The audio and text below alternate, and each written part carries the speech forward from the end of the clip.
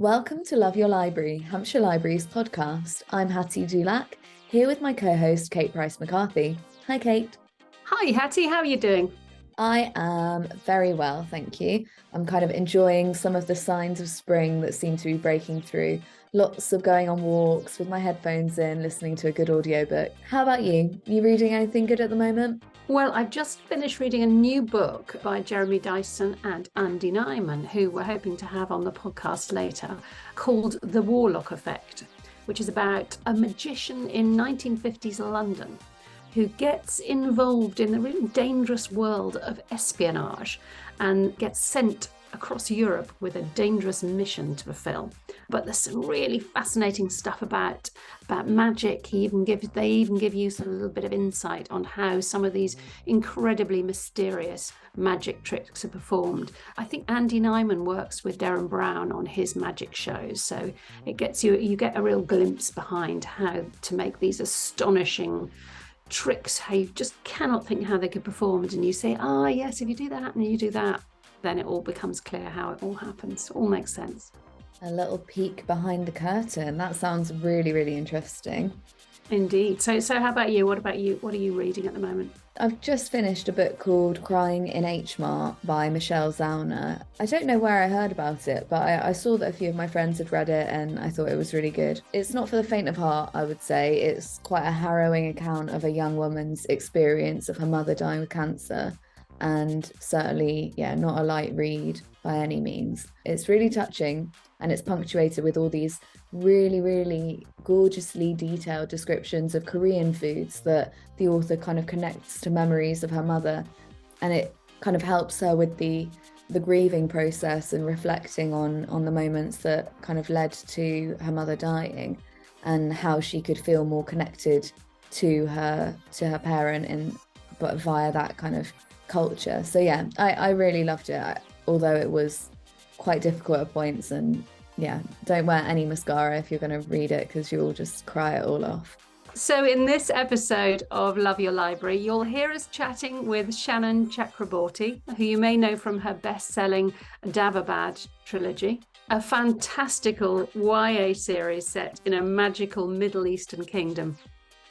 So I spoke to Shannon about her exciting new release, which is The Adventures of Amina al-Sirafi, which will be kicking off a new trilogy of books that readers are sure to love.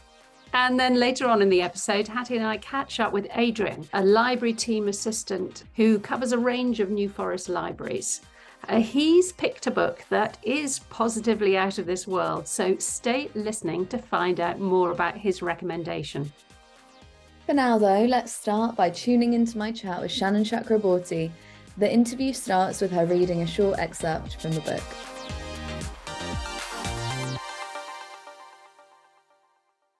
Salima winked at Marjana and I snapped. People have this idea of mothers, that we are soft and gentle and sweet.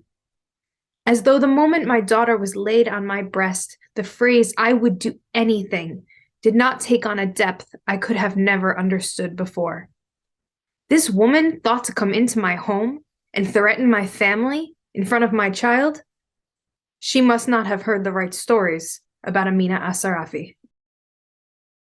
Oh, setting the scene. That is a pretty powerful... It's hard to pick one. It is hard to pick one. So I think for the benefit of our listeners, why don't you start by telling us a little bit about the book? So I originally envisioned The Adventures of Amina al-Sirafi as sort of a cross between Sinbad the Sailor and Ocean's 11. I wanted it to be an adventurous heist story set in the medieval Indian Ocean. It's about a retired pirate who gets sort of pulled back, blackmailed into the game by a noble woman who wants her help in finding her kidnapped granddaughter. It's a story very heavily inspired by the magic and the mythology and the folklore, and also just the history and travels of the medieval Indian Ocean. It's a period of history I've always loved, and I wanted something that kind of played with a lot of those stories. You know, we can think of travelers such as Ibn Battuta or the stories of the 1001 Nights. But in this, I wanted a story that featured the people who sort of got talked down about in those histories. The porters who carried the goods for the fancy scholars, and those that they derived as criminals or lewd women. So I wanted to kind of take the focus back on those characters, and really kind of just delve into this madcap escapist tale. Yeah, I mean, what an absolute tapestry of stories and things to kind of talk about there. So our listeners will probably know you best from your hugely successful first trilogy, the Devabad trilogy. What has it been like embarking on a new kind of journey of your own with the new trilogy? Have you felt any pressure? I felt a very different sort of pressure because I started working on this book. I essentially had the last book in the Devabad trilogy come out right when the pandemic started. So I was supposed to start working on this new entire trilogy that was going to be at a different level of my career. I was going to travel for it. Right at the point, about the same week, my daughter was sent home from kindergarten. My husband, a healthcare provider, was pulled back into work, and I did not know how to do that. It felt like the most selfish thing in the world to be trying to write this ridiculous fictional tale while the world was going to hell. And I also felt like my family very much needed me more present. I live right outside New York City, so when the pandemic hit the States, we were one of the first hotspots. I felt like I had to take care of my daughter and my husband. So I started writing this story that I knew I wanted it to be this adventure tale. And it just took on depths I don't think I could really have imagined, because I was so focused on, taking care of my family and thinking, well, I guess that career in writing that I had worked so hard for is gone. So it kind of took on an element that I was talking about, the balance of parenthood, particularly motherhood, and what the cost of that, of wanting to chase your career and your ambitions and your desires, but also still balance out your responsibilities and your love for your children. So I almost think I was so internally focused on a lot of that and on doing the research and on getting this book out that I felt like I was writing more for myself at that point than anybody. I was waking up like before the sun rose to get a couple hours of writing in before I did virtual school for my daughter, that I didn't really have that outside pressure as much. And then, ironically enough, by the time, a year or two had passed and I was polishing up the draft, I'm very fortunate and blessed that the Devabad trilogy had grown more successful, but it had almost been why I was so focused away on something else, that I didn't really have that nervous pressure. Now I feel fairly confident about the story. It's different than the Devabad trilogy, but I don't, for whatever reason, I don't feel the nervousness of, oh, will people not like this project? Because I already, it was like I got through that without even thinking about it. Yeah, that's such an interesting point. I mean, we speak to authors obviously who've been writing throughout the whole pandemic, and everyone's experience has been so different. For some, it was just this amazing opportunity to put all distractions aside and just focus on the writing. But I think if you're a parent, it's probably a bit different, especially, when you're connected and in such a city that is being hit by all of that. So it sounds like it had quite the influence on the book. And I mean, a good kind of follow-up from that is about this theme of kind of fantasy and adventure that seems to be a great form of escape during a pretty tough time while you were writing it, but seems to be this kind of great way of bringing common ideas and thoughts to this exciting landscape. So what kind of compels you to write stories like that? It's interesting because I get this question quite often and I never know how to answer, because for me, it feels natural to write fantasy. I don't think I could write straight, just regular fiction. I've tried, and even with the Adventures of Amina al-Sirafi, it was originally meant to have far less magic, and it just comes in and overwhelms the story. And I first, there's a lot of discussion about, is that for children? Adventure tales are not serious. But for me, there's such magic in it. I think fantasy tales we are the oldest profession, the true oldest profession in many ways.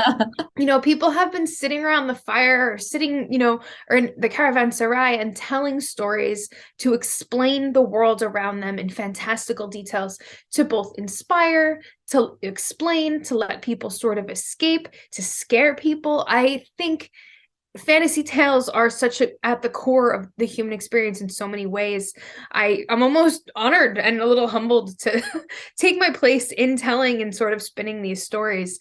So I maybe will write more straight historical fiction one day, but I doubt it. I think just like, various creatures will make their way through. I always have such an admiration for kind of fantasy fiction writers and science fiction writers and stuff like that. People who really have this expanse of imagination, because it's not only difficult to do, I think it also it's difficult to explore new things with readers. I think audiences having to explain a concept that they may not even understand at all, it's a challenging thing to do, I imagine. So I think it's a really admirable kind of writing trait to have. And obviously part of your writing is that it's kind of taking place in all these gorgeous, rich landscapes where you've got the sort of like 18th century Egypt, Cairo. You're looking at, in this new series, you've got your sort of like medieval Indian Ocean. What research do you kind of undertake when you're thinking up all these kind of great stories? So ironically enough, for me, the research has always come first. I wanted to be a historian before I wanted to be a novelist. And my interest, unsurprisingly, I suppose, was the medieval Indian Ocean sphere. I kind of pulled from a lot of what I had studied at school, which was very fortunate because I get the question a lot of, I want to write historical fantasy. Where do I start with the research? And I always feel like I'm not even the best person to ask because I was fortunate enough to have this basis. So a lot of times when I need to find something out, I kind of know where to look. That being said, the research for this book was at an entirely different level. And part of I was looking forward to that. I had loved writing the David trilogy, but it was far more historically inspired. And with this series, I really wanted to dive in. I think I was ambitious enough to even tell people, oh, this is going to be completely historically accurate, except for the plot, which was truly a great way to be repeatedly humbled over the next few years. Because, of course, we don't know as much about the 12th century Western Indian Ocean as you might say the 18th century or the 19th century. And while so much more academic work and discoveries had been done really by this just wonderful generation of new scholars, there was a lot we don't know. And there's a lot that's always changing. I mean, that is what history is. It's a creation tale in itself. And it's pulled from our own unconscious biases, our intentions, and the little bits we can find out. Little bits that are often completely overturned in 2 years. So the research for it was fascinating and challenging. I know so much more about medieval boats than I ever thought I would. And it was sort of a delight because it really brought the period alive. Because I was trying to work from primary accounts where possible. So I would just, be trying to find details about shipboard life. So you would look at the list of just the packing list a merchant would bring with him, and it brings that, okay, so you would take this for seasickness, or don't bring your good dishes because they'll get battered by the waves. And it was just really, it makes you, they write letters to their family, they write, oh, I want some gifts for my children, and it just really brought the period and its people alive. So doing the research was a challenge, but it was also just delightful because I felt like I learned so much. I worked with a couple great scholars to fill in the gaps, and even in working with them, it was another challenge to my own modern biases that I hadn't even realized I was holding, about issues of how magic was perceived back then, but how gender and sexuality were perceived. So I really feel like I learned so much, and it was just a great experience working with these scholars and working with the sources that I want to write historical fantasy now forever. Well, it sounds like you've got a sort of really solid foundation to do that from. So that's amazing. And also what you were sort of saying earlier about these communities being the things that aren't necessarily documented in big history, that these people that you're talking about, I imagine there's probably less documentation about their lives because they weren't, as like prominent in society. Exactly. And I think, it's almost unfortunate because that gives us almost a stilted view of history, that we're just thinking of the rulers and the generals and the armies and the wars. Whereas, and I think that we then think of history, medieval history, as this grisly, terrible time for everyone, when people made lives and they found happiness in those lives. And I think that just brings the human experience closer and maybe makes us think about our own world a little differently. I also, I suppose, for your kind of readers and for the audiences who love books like this, it makes history, like learning about history, more accessible as well, which is obviously a great kind of privilege as a writer. Yes, and that was my hope. I wrote an incredibly long and overly detailed section at the end of the book about sources and if people were interested, where they could find more. And I truly hope it does spark some curiosity in readers. Yeah, I think so. I think you're going to be making a whole generation of historical scholars there. And so you kind of talked about how research is a huge foundation of your writing process, and you mentioned kind of getting up before dawn and writing. What can you tell our listeners about your writing process more generally? Do you think of everything at the start and then just write it all out, or do you see what happens? I am very much in the camp of see what happens. And it took me a long time to get comfortable with that, because that is not how I approach anything else in my life. I'm one of those overly organized people who has, a different to-do list for every section of time and chronology. But with writing, I just can't, that's not my way. A lot of times I'll have a general idea of where I want the story to go, certain points of like, okay, this is the tension point of I would like this scene to have X, Y, and Z happen. I'm trying to get them to here. I think the overall character arc and plot arc will be here, but I'm a big believer in kind of writing it out and seeing where it goes. And if you need to meander a bit in another direction because it feels natural, do that. If you get completely stuck on a scene and you need to stop and write notes to yourself, I am stuck on this scene. Here is what I wanted to happen, and just move forward. I think you get a far more organic story doing that and sort of continuously re-editing off of that very scrappy, I can't hesitate to call it even a manuscript, but I completely admire people who can outline the entire thing and know what's going to happen. But every time I've tried to do that, I will get to this is going to happen, and my brain will say, oh no, it's not. This is what's going to happen. And from my experience, every time I've had that, I go with my gut over my original plan. It's like you say, storytelling is this like incredible tradition. And the first storytellers probably weren't there thinking, oh, I need to have, your climax, your start and end, the dramatic tension needs to build about 25% of the way in, very organic way of consuming these stories as well. So I wanted to ask a little bit, you've sort of spoken about in previous interviews about writing for your community as a Islamic revert.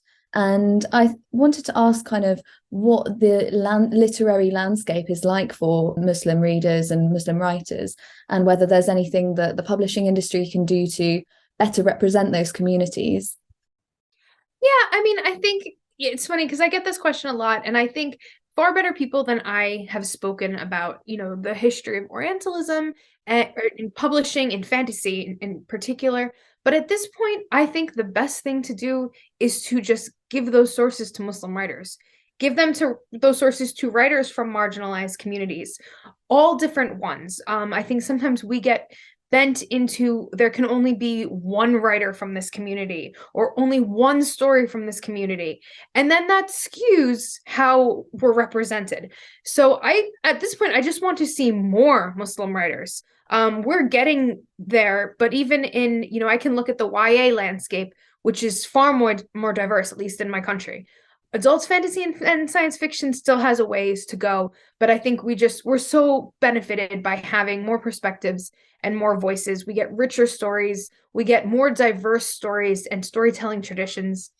I was having a conversation recently with another writer, and we were even just talking about some of the Western tropes in science fiction and fantasy, the idea of the redemption arc or the loner, and some of them are pulled from very Christian ideas or this idea of American exceptionalism. And if you widen that out to different cultural experiences, you truly do get different ways of even genre fiction. One of the things in Islam, is there's this idea of the hidden realm. That's where the jinn are said to be. That's where these creatures are said to be. They live alongside us. And I always thought that was very interesting because that's maybe a different take on magic and folklore than you would see in other traditions. How does that then work with stories of the fantastic? And that's only one cultural tradition. So I think we're just so much richer for making sure those stories are getting heard and those authors are getting the same resources and the same boosts and the same interviews, the same advances as authors from, a more traditional background. Yeah, you're completely right. It's really interesting that any of these kind of folklore or really embedded religious concepts that are prominent in all Muslim societies don't make their way into Western fiction often. And then when they are, they're stereotyped or they're misrepresented. So yeah, the idea of the jinn and things like that, it's a really good point. I'm gonna have to go and like seek out some good authors, which is probably a good time to kind of ask you actually, what kind of books do you like to read? Are you a big consumer of fantasy fiction and historical fiction? I am. I mean, I like to read pretty much everything. I've been a voracious reader since I was a kid. One of those kids who was just like, whatever I would get my hands on, I would just try to read. At this point, I do try to read a good mix of, I'll read a nonfiction book. I do like my history, so I'll read something like that, and then I'll read fiction. I do tend, I think before I was published, I read more of a mix of different genres of fiction. Now I think I do steer more towards fantasy and sci-fi and historical fiction, just because it's a mix of keeping up on my own professional field and what's out there and what's being written, and frankly getting all those books from publishers. But it's my list of books that I now want to read and books that are in my home is just completely insurmountable. Yeah, I can see for the benefit of the listeners, I can see fully stacked bookshelves, quite gorgeously presented actually. So thank you. These are just my research books and the couple books that I've written. We downstairs, our home is just my husband's a reader, my daughter's a reader, so we look like we live in a library. Well, speaking of libraries, great segue. Obviously coming from Hampshire Libraries, we're always really keen to hear how authors' kind of lives and writing backgrounds have been shaped by libraries, if they have, and if not, then that's interesting as well. But what kind of significance do libraries hold for you? They hold a tremendous significance, one I don't even think I can understate. They have since I was a child. I come from a working class family. We could not afford to keep up with my reading habits, especially. So, I mean, from the time I was little, I've been one of those kids who goes into the library and checks out as many books as they're allowed to carry home, who reads adult books they're probably not supposed to be reading. So I've always just relied on libraries. And then even when I was a young adult, my family was living in New York City, and that was really sort of the only place we're very fortunate in the States, in New York City, to have a great public library system, and they have great programs for young families that are more accessible. So I could take my daughter and we could do story time, we could do crafts, they had programs. And then that was also where I worked. Oh, really? Pretty much wrote the entire David Bott trilogy in the Queen's library system. Wow. So I mean, it's even today, I still go there to do my research, to request, random books from universities across the country, to work. So libraries have just always been with me on my journey as both a reader and an author.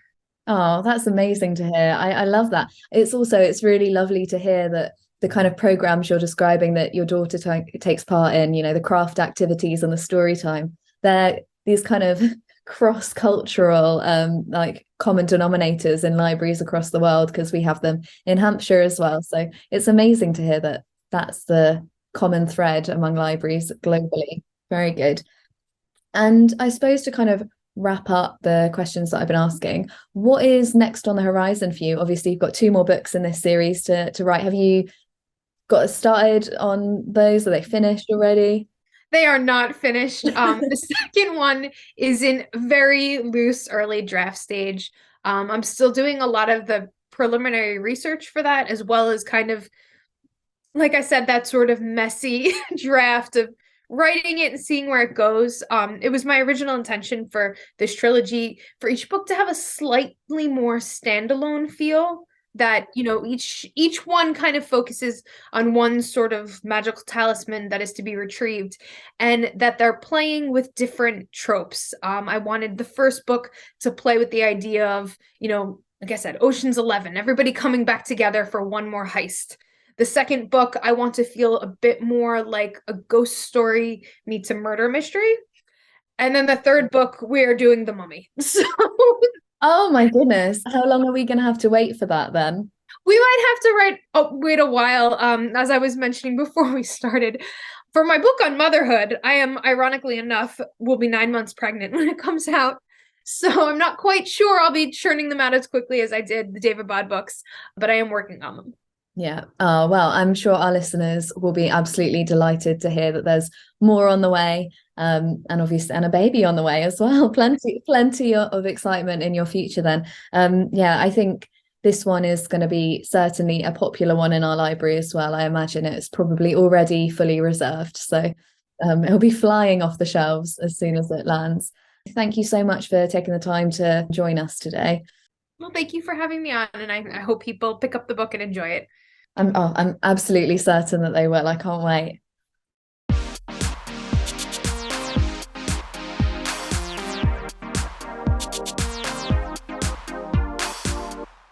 I enjoyed speaking to Shannon so much about her books, and I'm really excited about this series. I think it's going to be a really popular one with our listeners. Yeah, I was particularly taken in by her description of it as Ocean's 11 meets Sinbad the Sailor. It sounds like a thrilling read. Okay, moving on to the second part of this episode now, and time for an expert book recommendation from one of our library team members. Hi, Adrian, and welcome to the podcast. Thank you for having me. So you are one of our library team assistants at Hampshire Library. So would you be able to tell us a little bit more about your role and whereabouts you work in the county? Certainly. So I've been in the library service now for 9 years. I started in New Milton and Lymington, and then went on to Hythe, Blackfield and Totton, and now I'm in Ringwood and Fordingbridge. So I've done the whole New Forest area. I've loved my work right from the word go. My little secret is that when I actually came into the library service, I hadn't really read any books, which might come as a surprise. I came into the library as a jack of all trades. I've been a mental health nurse, I've been a computer technician, all of which do help within the library service, because the ability to pull on all your resources really helps with the library setup and the mix within the staff of whichever library I'm in. I'm always getting called for computer questions, which is understandable. People do come to libraries, not just for books. They are coming because libraries are a really welcoming, safe place to be. And having somebody who can understand perhaps the mental pressures that people are under must be really helpful for people that are coming to the libraries you're working at. So I actually, coming in with nothing as a literary background, really, I liked the Hitchhiker's Guide to the Galaxy series and so on, things like that I would get through Radio 4 on an afternoon or evening with their funnies, but that was about it. Then I started using, we had Overdrive, and now we have BorrowBox, and I love BorrowBox. It's fantastic. I now tend to listen to about 100 to 120 books a year. Wow. And that gives me so much joy, because I love the books that I'm reading, but also it gives me such a great insight in order to pass on those books to others as recommendations. I also listen in on the digital readers group. Whilst I don't tend to be able to get to the meetings, I still read the books, so that gives me such a broader range. We did the 41-hour Pillars of the Earth by Ken Follett, all the way down to the end of Mr. Y, which was quite a great fantasy fiction element. I do like the fantasy fiction. My hero is Terry Pratchett, and I will always listen and re-listen to him over and over again. Yeah, the good thing about the digital readers is there's usually loads of copies on BorrowBox, so you don't have to wait for the book you want to read to become available. But I do find that there was a book I wanted to read on BorrowBox, or an audiobook, and you just reserve it, and it's amazing how quickly the time comes round for when when it becomes available. Are you somebody that listens to an audiobook sitting in a chair, or are you out and about gardening or walking the dog? Yes, not at all. I wear bone conducting headphones, which is like having the sound coming through your head through the bone rather than through the ears, which is a bit weird. for some to grasp. However, it means that it's like having the radio on. You can still hear what's going on around you. So I do the washing up, I do the gardening, I do all sorts of things through the Bluetooth. That's fantastic. I was going to say, do you listen on sort of like 2 times speed or anything like that? Not at all, no. Wow, No. that's amazing. I think I've been to a few of the New Forest libraries. The libraries you're working in, could you describe them a little bit and talk about the kind of communities and the customers that kind of visit them? Super. So we're in a very New Forest area. So we've got, if you don't have to go far before you've got donkeys on the road and things like that. We have a very large community spirit. In both libraries, we've got a community fridge, which they're both doing really well. In Ringwood, they actually save over 3 tons of food waste going to landfill every month, and they're very active. We've got a veterans hub within Ringwood Library for all members of the ex-members of the armed services and the Blue Light Brigade. And we have lots of activities both for the children and for adults. We've also been promoting the warm spaces to the point where we've had a local charity fund us for every Monday. So we actually open on an extra day from 11 till 7 every Monday until April. It's a lovely community between both. Fordingbridge is a smaller library, but it's still very perfectly formed. Again, we do the learning in libraries throughout both. We do all sorts of things. It's such a pleasure for me coming into libraries. It's so lovely to sell free stuff. Yeah, they play such a central role in communities. Yeah, it's great to talk to somebody like you where you can see that shining through. Okay, so let's talk about the books that we're going to recommend. Adrian, would you like to start by telling us a bit about the book you've chosen and why you've chosen it? Certainly. So I've chosen Project Hail Mary by Andy Weir. Because I like the audiobooks, I'll also say that it's narrated by Ray Porter, who does an excellent job of it. The book is a wonderful journey. It's very happy, it's very real. It is what's called hard sci-fi, which means that it's actually more believable. It's not like Star Trek where you land on a planet and everybody breathes air and talks English. It's a book that you could imagine happening to a person from Earth in this scenario. Earth has had a bit of a problem, but initially we find that we are this person who's woken up from a coma and is trying to work out what's happening around him. Eventually he finds he's actually on a spaceship heading towards a sun, but he finds that it's not his own sun. It's a different sun. And through the element of flashbacks, this really helps you develop and understand why the chap is there. There is science in there, but it's explained really well. And anybody can actually understand from the problem solving that he goes through to try and work out how he's going to help the Earth solve its problem of its diminishing sun. He actually notices that there is suddenly another spaceship, and he finds that actually that there is something that is completely different to Earth coming towards him. You can imagine what anyone would think. Is it going to eat me? Is it going to blow me up? And eventually they find out that this other extraterrestrial has a planet that is having the same problem. They've both actually come at the same time to try and work out this problem. And once they've got their language together, they both work together to try and find out how to solve the problems for both solar systems. And there are lots of problems. There are lots of things that go wrong. And it's how they both problem solve to work out how they can get it to a good resolution.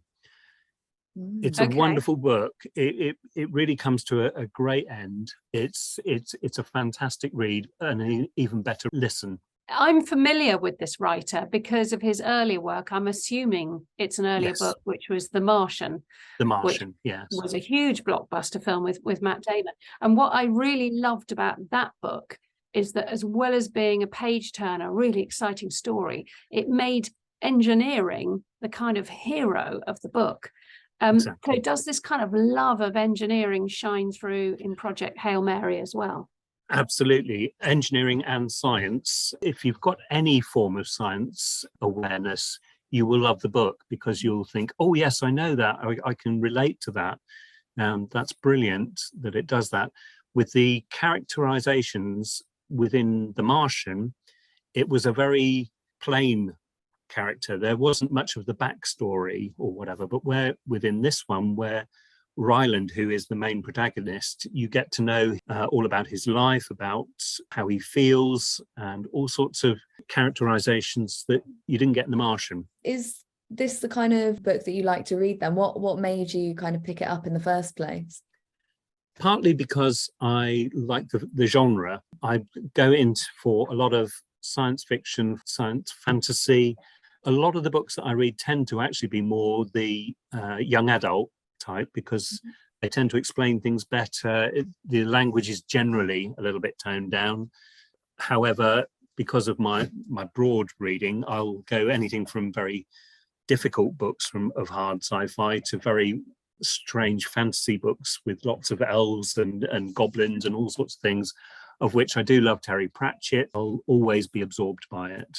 And one of the things with Terry Pratchett, and I would have said also from what I know from The Martian, is humour in it. And is there humour in Project Hail Mary as well?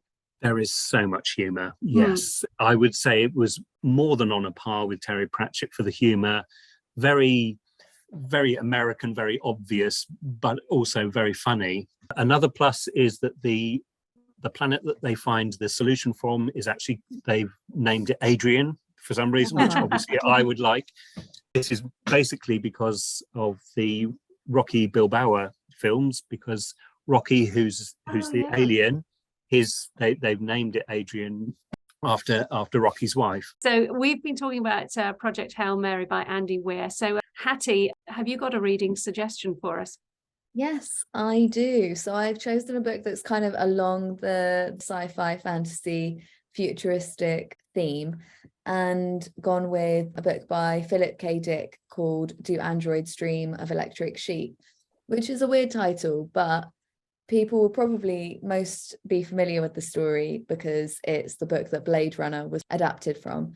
I don't know why they didn't stick with the original title. They went with Blade Runner. It's a bit cooler. Much like the film, it's set in this sort of post-apocalyptic future where the Earth has been really badly damaged by nuclear war and very little animal life remains. So having a real animal as a pet is seen as a huge status symbol. And element of the book is the lead character's a bounty hunter called Rick Deckard, who's been tasked to sort of find and destroy these 6 androids who've escaped their role supporting humans on Mars. He dreams of having a pet and owning one, and so I think that's probably where the titles come from. Obviously, part of the book and part of his kind of hunt, tracking down all of these androids, is administering this kind of empathy test, which is meant to identify empathy in the androids and try and see whether the androids can be distinguished from real people, so he doesn't go and attack humans.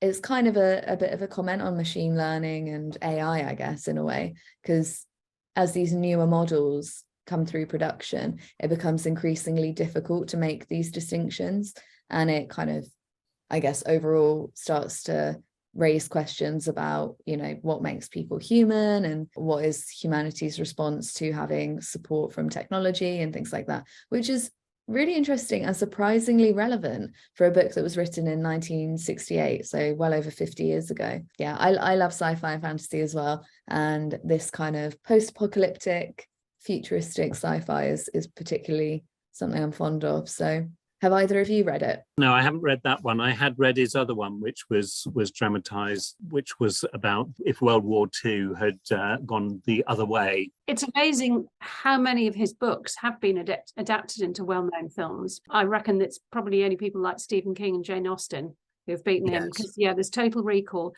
I hadn't realised that The Adjustment Bureau and Minority Report, they're all based on his books as well. So he's obviously a great storyteller who comes up with these extraordinary ideas. So, Yes, a recommended author. I am a bit of a super fan of the film Blade Runner, as I am old enough to remember seeing it in the cinema, and I've seen it many, many times since. It slightly bewilders me, though, because it's set in 2025, which is only 2 years ahead of where we are now. And for me, I think science fiction works really well when it's about the author using this created world to push ideas to an extreme, as he does in this case, to kind of explore ideas about identity and what it means to be human. It certainly, I wouldn't have said, has the humour of some of the other books we've been talking about. Kate, what have you bought to recommend?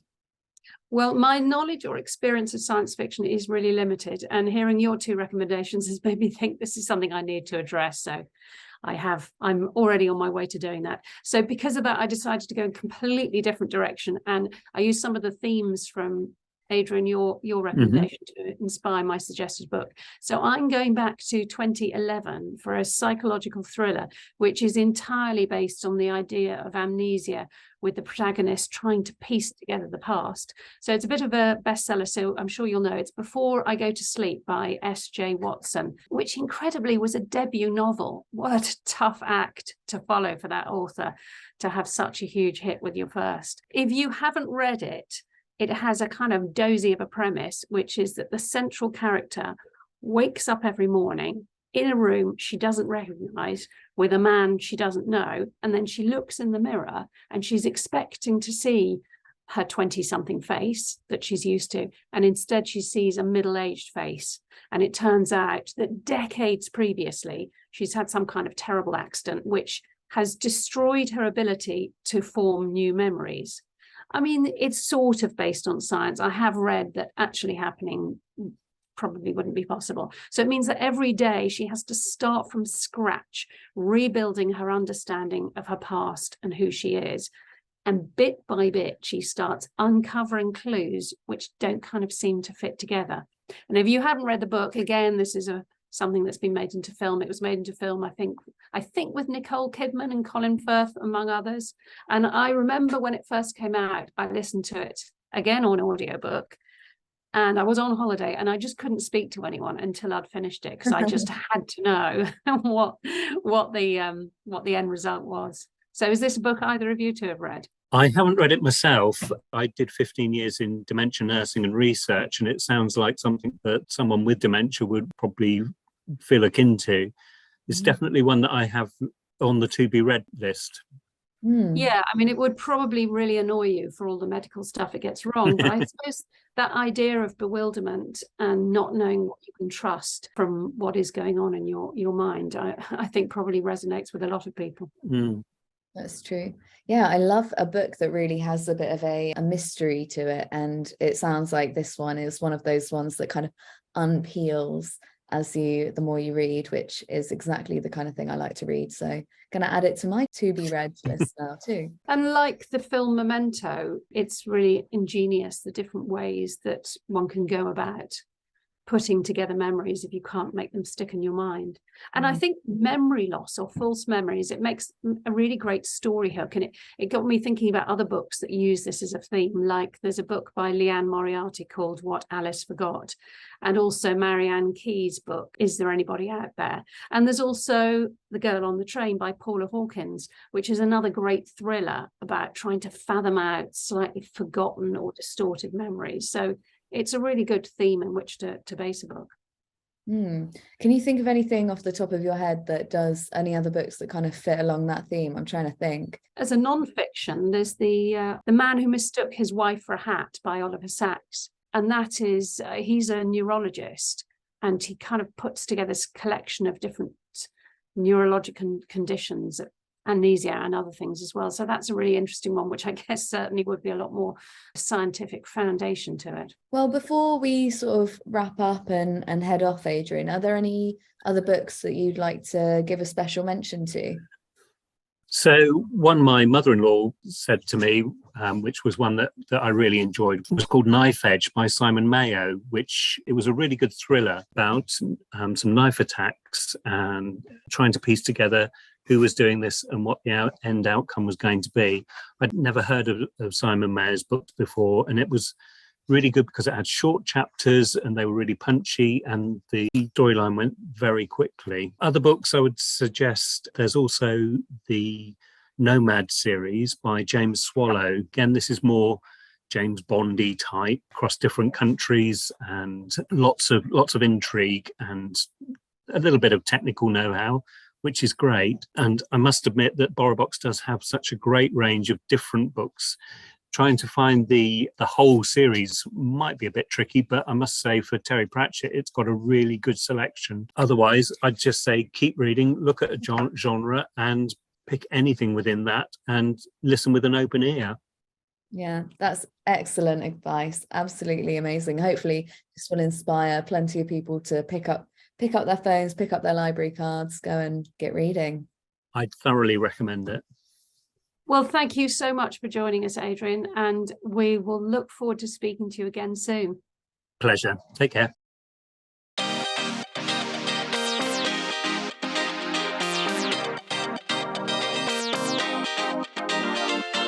Well, I think we both agreed that chatting with Adrian just got us inspired not only about books, but about what libraries mean to their communities. And I'm still kind of flabbergasted at the volume in his reading list. I think if I was able to get through that many books a year, it would change my life. You know, all my recommendations would have many different strands and subplots and all of that. It was brilliant. He was so good.